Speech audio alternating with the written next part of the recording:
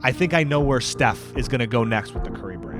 For a few years now, there's a few Chinese brands that have been taking over the NBA. I truly believe Steph is going to take the Roger Federer, Tiger Woods route on this, and I think it makes the most sense for him to partner up with a lesser known brand that has more of a global impact. I think Steph needs to try to be independent or his own as much as possible, because I think him going to Nike or Adidas or Converse or like whatever, like these big brands, is almost a lateral move. You might as well just stay at Under Armour and just continue to build it out and continue to try to rescue the stock that you already have. Welcome to the Real Oshow. I'm Zachary. Joining me as always, my partner in crime, my brother Joshua. And on today's episode, we break down why Steph Curry left Under Armour and what we think is next for the Curry brand. Enjoy. They paper getters, they want money more than they want fame shit. I swear we go so hard, we on A-list. I see my niggas prevailing. We going hard for the hand. We gonna stack till we jaded. This is a great interview. They doing their thing. We're going to start today's show with 2-minute takes. Our first take is that college football needs to adopt an NIT system. Bussin' with the Boys was the one who popularized this idea. No one cares about the Arizona Iced Tea Bowl, and this gives football more meaningful games at the end of the year. All these extra bowl games suck. This allows us to have another tournament-style format for lesser teams that gives the NCAA the ability to start building some more rapport with some of these lower-end teams of college football. I think this is still a bad idea. You're going to get the same result. Yes, the non-Power 4 teams are going to want to play in it. Yeah, you put a JMU, a North Texas, a Purdue, sure, if they're super young, but like you're still going to get the same problem. If Penn State was a 6-win team and they barely make a bowl game, if you get an Oklahoma who has a bad season, they have 7 wins but don't make the college football playoff, you're going to get the same problem. All the kids are going to the transfer portal. The players that are going to the NFL aren't going to play in it. You're going to get the same problem. You might as well make it a non-Power 4 NIT, and then that allows them to get more film and get in front of more fans and get in front of more scouts and or other colleges to get film to then transfer. Highly disagree with you because, 80% of all the viewership in football comes from 8 football teams. So this allows you to build brand with lesser-known teams, and also, if other teams are playing more meaningful football, there will be a push to push the transfer portal back in time so everyone can actually properly use it in a time that makes sense. The reason why there's no push for the portal to actually go to a time that makes sense is because it gives the advantage to the lesser teams. If everyone is playing at the same time, it makes more sense. The NIT is not meaningful football. Just like in basketball, no one gives a fuck about it. No one cares. Half the teams deny it. No one cares. It's the same problem.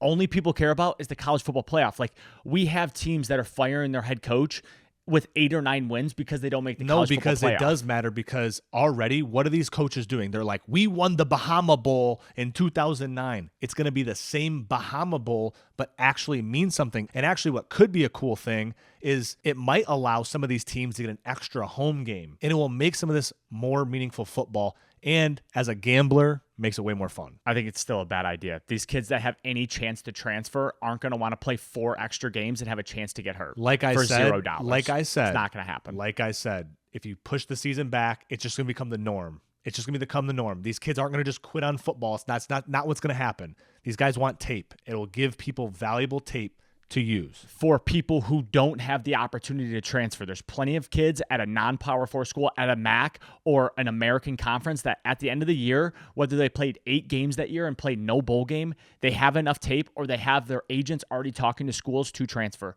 This is the same problem. The best players are not going to play. Okay, well, you're not understanding that the transfer portal would actually shift if more teams were playing, because more people would be complaining. But Joshua, they're still going to sit out. We have players sitting out in the middle of the season now with the chance to go to a college football playoff because they want to play less games and rest on an injury. It's the same problem that's going to happen, Joshua. People aren't going to play just because you move the transfer portal back 2 months. They're going to be like, cool, I'm going to fucking take a 2-month vacation. Next, we have the NBA needs to adopt a loan system just like in soccer. How it works is a parent club keeps ownership of a player's contract but temporarily loans them to another club. The loaning team still gets control of the player's long-term rights, and often the team that receives the player has to pay a majority, if not all of the salary of that year that they're playing there. It's a win-win because it helps younger players develop faster, and these smaller clubs get a nice rising star for a year. In soccer, the loan system has developed some of the world's biggest stars, like Harry Kane, who went on multiple loans before becoming a Premier League star. Imagine you have a championship roster like the Thunder that also has a ton of draft picks. This allows them to draft a first-round pick, loan them out to the Washington Wizards, where he has to play 25 minutes a night, and he develops in the NBA rather than in the G League. I hear you. The semi happens already with G League players that can get pulled up. Even if they're on the 76ers G League, they can still play on the Lakers professional team and then go back to the 76ers. That already currently happens. I would like to see this happen more so with like Euro players, like people without having to draft them or sign them to a contract, like 10-day contracts would be cool. I could see that happening. But this is where this falls short to me. If I'm the Oklahoma City Thunder with a first-round pick, guess what I don't want my first-round pick to be around? I don't want them to be around anybody on Washington Wizards, the coach, the players, the organization, because I don't want them to learn bad habits. We win championships here. We're not just playing 82 games and then going to the Bahamas. So that's where this falls short is, yes, if this ever became a thing, teams would gatekeep to be like, I only want them to go to these two teams, and those two teams that I want them to go to are actually playing championship basketball and don't want my first-round pick because their first-round picks don't play. So that's where this falls short. But this is literally proven in the world's biggest stage of soccer. It's proven that these good players go on these shitty teams. They play a ton of minutes. They actually have good character. They're good guys. They understand that they're going to a championship team. They understand that they're just being loaned there for a year, so they're not consuming everything that's coming into them. But there's like different levels of it. So you're not like, if a premier team, whatever, I don't even know a fucking premier team, but if the best premier team isn't going to loan a player to another good premier team, it's going to a different level. Yep. There's no they're going to they're going to a shittier premier team. So they're just going to a lesser team that is on the bottom of the barrel, instead of playing on the top team that has all the best players where they're only going to see 5 minutes a night. Here, they're going to go play 25 minutes a night. Everyone knows it's a loan. He's just there to grind. He's not there to be like part of their culture. He's just there getting better. But the bad teams, what's their incentive to have them? Because what it does is it allows them to build a little bit on their team because, again, in the Premier League, it's a little different because you are fighting relegation. So the bad teams want them because they don't want to go down a level. So they're fighting for their lives. In the NBA, it allows you to have a more competitive team. Coaches and GMs are going to want to save their jobs. So they're like, fuck, I want this guy who's going to help us bridge the gap till we can actually build a good team. I don't see that. Like, bad teams want to be bad because they want picks and they don't want to then pay a first-round pick salary because they're already paying a Jordan Poole $50 million to still lose. So I think that's where it falls short. I think soccer and basketball are completely different because a bad basketball team has no chance to like go down to the G League, where in soccer they do, which makes sense why in soccer that happens. But basketball feels like this is a different beast. And it's also, back to my original point, if I have a good first-round pick that I want around my team and my culture, I definitely don't want them at a dumpster fire organization. For our deep dive of the week, we have Steph Curry and Under Armour have ended their partnership after 12 years in a mutual breakup. I think to understand the full story of Stephen Curry's new Independence shoe deal, we have to go all the way back to the beginning. In 2013, Nike lost Steph Curry with a disrespectful offer, a mistake that cost them $14 billion. And now in 2025, Under Armour just made a generational fumble losing Steph. It all starts in 2009 when Steph Curry was drafted 7th overall by the Golden State Warriors. He signed a 4-year deal with Nike, as most young players did at the time. But Nike didn't prioritize Curry, which meant he didn't get a signature shoe. In 2013, when Curry's Nike contract was up for renewal, he was emerging as a future superstar of the league. But when they pitched him, it was completely botched. They mispronounced his name as Stephon Curry, and it was a recycled PowerPoint with most of the slides having KD's name on it. Nike also refused to offer him a shoe line, which is a major sign that they don't see you as a priority at all. Del Curry, Stephen Curry's father, saw it as disrespectful and suggested they look somewhere else. This is when Under Armour swooped in, offering double what Nike did, and giving Curry his own signature shoe line with creative control. In 2015, they launched the Curry Ones, his first ever signature shoe. In that same season, Steph won his first MVP and an NBA championship, turning the Curry Ones into an instant hit. In 2016, the Curry Twos drop, and they go even bigger. Steph then leads the Warriors to a 73-win season, winning back-to-back MVPs in the first ever unanimous MVP, which skyrockets Under Armour stock, doubling in value, adding $14 billion to its market cap in just a few years. In 2020, Under Armour creates Curry Brand, making him one of the few athletes with his own sub-brand like Jordan is for Nike. At the time, Steph's shoe sales were only second to Jordan Brand, outselling LeBron, KD, Giannis combined. And 3 years later, Curry signed a lifetime deal with Under Armour. But now Steph is out at Under Armour after 12 years because of how bad they've mismanaged the company. They aggressively bought several fitness apps for nearly $1 billion that all failed. They also failed with the MLB jerseys and a few college football teams that cost them hundreds of millions of dollars. And they paid Steph majority of his money in stock, which has completely plummeted. Now that he's a free agent, I can see him take the Roger Federer with On Running or Tiger Woods with Sunday Red approach to continue his Curry brand, which will allow him to have more equity and more say as he evolves the Curry brand post his basketball career. Yeah, I don't think this is the craziest thing. Obviously, it's a great move by, I think, Steph Curry and Under Armour to split ways, because I think what we're reaching right now is, yes, Steph Curry sold a lot of shoes, and it still probably wasn't worth the money they were actually giving it and the time it takes away from the actual business. So now Under Armour's focused on their core business. So they gave Steph Curry around $300 million over the 12 years. One, that $300 million could have signed multiple athletes or influencers because of the world we live in. But I think Under Armour focusing on their core business is the right thing to do, because what Under Armour needs to do is build up their brand. Steph Curry is Under Armour, just like Nike is LeBron or Jordan is Jordan. Like, even though Nike still owns the Jordan brand, like, people don't think about Nike when they think about LeBron James and Michael Jordan. And just like Steph Curry, they think about Steph Curry rather than Under Armour. So I think what Under Armour is doing is bringing everything kind of in-house, resetting. Obviously, they got to get their business right because they lost $1 billion through fitness apps. But what I think they should actually do, Joshua, they should do a lot more licensing. They should partner with micro influencers or anybody who wants to use their stuff to print merch. The Real Oshow would do Under Armour merch. And I think if they started to do that and almost segment their brand a little bit rather than, hey, we have to print everything. Everything's got to be in our store, our website. Allowing people to then just make whatever they want with their brand is actually a good segue that I think they should think about. See, I think what they missed out on was they chose tech over culture. And I think where the Nikes and the Adidas have surpassed Under Armour is because Nike and Adidas were focused on the culture. They wanted to be cool, where Under Armour was like, let's waste $1 billion on useless apps, where to me, giving Steph Curry $300 million was the best idea they ever had in the whole world of Under Armour. I think the leadership from top to bottom was horrible, and they put all their eggs in one basket that completely lost.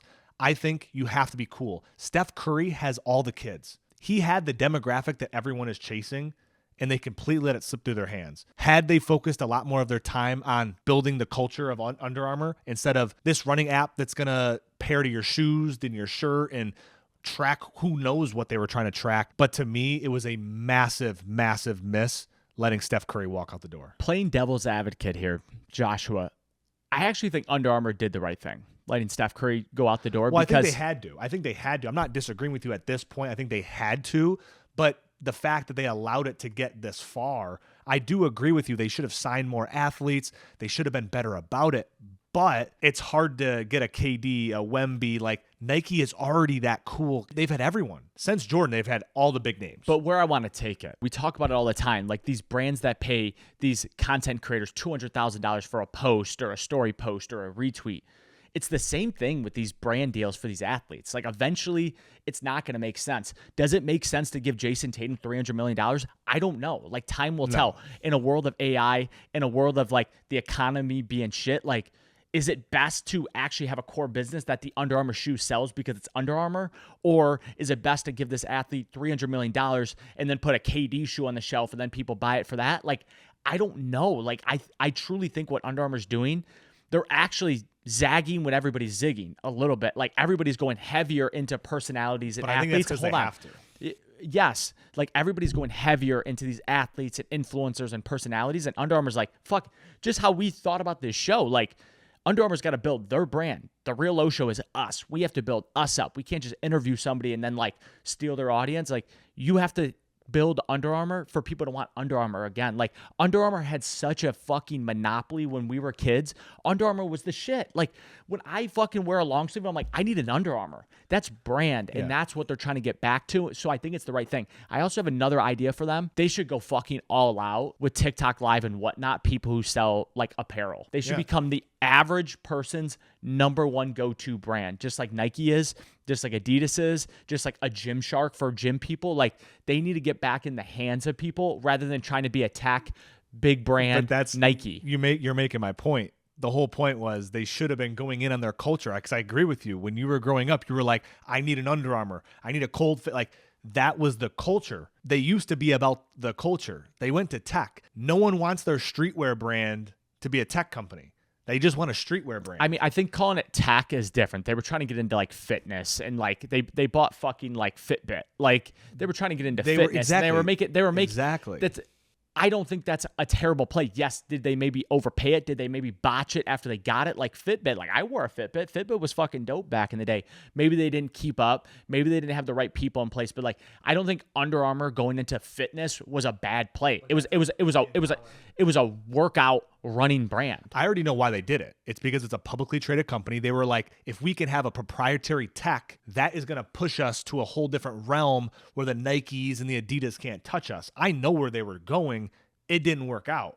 They had a very poor execution. But I want to transition a little bit here, and I want to say, I think I know where Steph is going to go next with the Curry brand. For a few years now, there's a few Chinese brands that have been taking over the NBA. And I think Stephen Curry's next shoe deal could be him partnering up with a Chinese brand. I truly believe Steph is going to take the Roger Federer, Tiger Woods route on this. And I think it makes the most sense for him to partner up with a lesser known brand that has more of a global impact.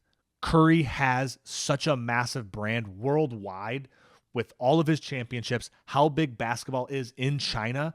And when you look at where a lot of the Steph Curry shoes have been sold, the biggest numbers are in China. It only makes sense that he would do something like this or stay independent. He was already with Nike. Adidas isn't going to give him enough equity for him to just be like, yeah, I'm going to do that. And it is so difficult to actually start your own sneaker brand from square nothing. The infrastructure these companies have are 80 years old. I think Steph needs to try to be independent or his own as much as possible, because what I think these big athletes figure out after a while, like, okay, Steph Curry sells 1 million shoes, he gets $1 million or gets $500,000, whatever the bonus is. I'm just making up numbers.